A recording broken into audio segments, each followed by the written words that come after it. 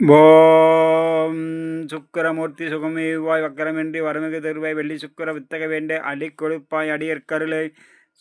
நண்பர்களே, இன்றைய நாள் இனிய நாள் நிகழ்ச்சியில் உங்களை சந்திப்பதில் மிக மகிழ்ச்சி. என்று பரபபாவருடம் வைகாசி மாதம் 22ஆம் தேதி 5/6/2026 வெள்ளிக்கிழமை. இன்றைய திதி பஞ்சமி. இரவு 1:25 வரை. பிறகு சஷ்டி. இன்றைய நட்சத்திரம் திருவோணம். நாள் முழுவதும் இன்றைய யோகம் பிராணன். கரணம் கவலவும்.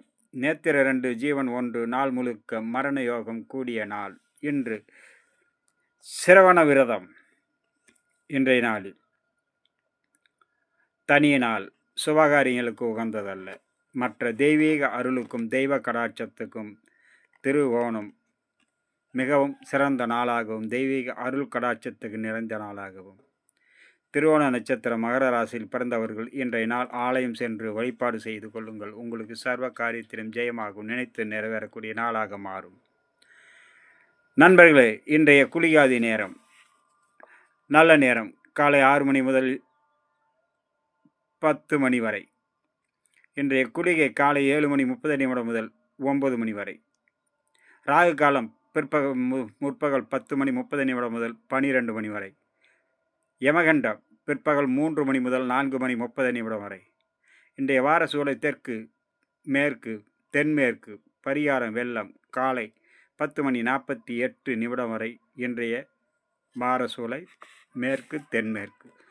நண்பர்களே, இன்றைய ராசி பலனும் நட்சத்திர பலனும். இன்றைய மேச ராசியில் பிறந்தவர்களுக்கு மிகவும்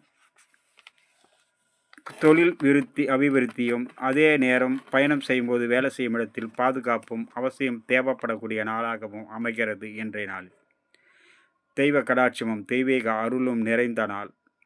அனைத்து விதத்திலும் நன்மைகள் வந்து சேரும். அதே நேரம் பயணம் செய்யும்போது வேலை செய்யும் இடத்தில் மிகவும் பாதுகாப்பு அவசியம் தேவை.